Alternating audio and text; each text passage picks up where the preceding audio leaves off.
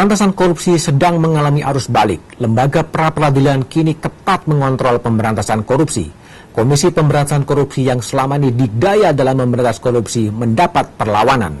Pintu perlawanan diawali putusan pra-peradilan Hakim Pengadilan Negeri Jakarta Selatan Sarpin Risaldi. Sarpin memenangkan permohonan pra-peradilan Komisaris Jenderal Budi Gunawan. Putusan itu menegaskan bahwa penerapan tersangka merupakan objek pra-peradilan. Sebelum putusan Sarpin, Hakim pra-peradilan lain disiplin bersikukuh pada KUHP yang menegaskan kewenangan pra-peradilan dibatasi undang-undang.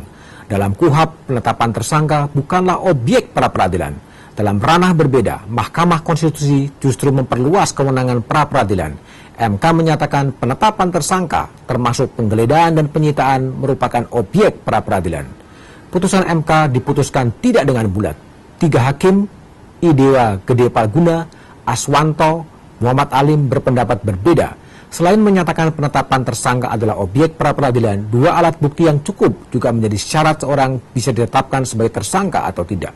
Putusan MK itu digunakan Hakim PN Jakarta Selatan yang mengabulkan permohonan pra-peradilan yang diajukan mantan Wali Kota Makassar, Ilham Sarif Sirajudin dalam kasus korupsi PDAM Makassar.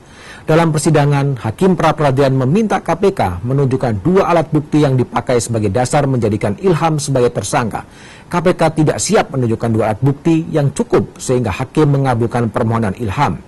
Hakim Yuning Tias Upik Kartikawati tampaknya tidak hanya menguji prosedur tetapi juga ketersediaan alat bukti yang sebenarnya domain pokok perkara. Putusan pra-peradilan baru menyangkut prosedur, belum menyentuh pokok perkara.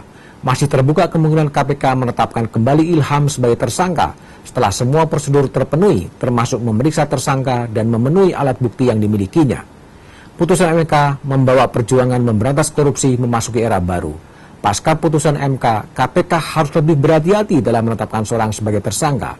Alat bukti permulaan, termasuk mungkin rekaman penyadapan, berpotensi diminta untuk ditunjukkan hakim di sidang pra-peradilan.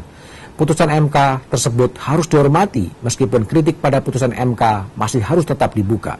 MK seharusnya tidak hanya mempertimbangkan hak asasi tersangka, tetapi juga mempertimbangkan hak masyarakat yang terlanggar karena korupsi. Semangat pemberantasan korupsi tidak boleh surut karena koruptor adalah pelanggar hak ekonomi, sosial, dan budaya.